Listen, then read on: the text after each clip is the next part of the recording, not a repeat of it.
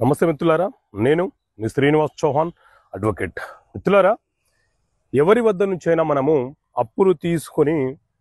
మన ఆస్తి పత్రాలు కానీ లేదా ఏదైనా ఒక వస్తువుని కానీ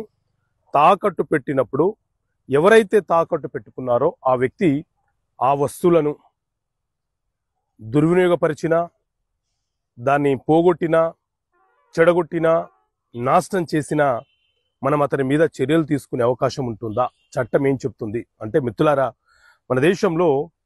ఇండియన్ కాంట్రాక్ట్ యాక్ట్, భారతీయ ఒప్పందాల చట్టం 1872 సెక్షన్ 180 ప్రకారంగా ఎవరైనా సరే మనం ఎవరి వద్దనైనా మన ఆస్తి పత్రాలు కానీ, వస్తువు కానీ, బంగారం కానీ ఇంకేదైనా సరే తనఖాగా పెట్టి మనకు కావాల్సిన సొమ్ముని అప్పుగా తీసుకున్న సందర్భాలలో ఎవరైతే తనఖా పెట్టుకున్నారో ఆ వస్తువులను ఆ వ్యక్తులు వేరే వ్యక్తులకు ఇచ్చి దుర్వినియోగపరిచినా,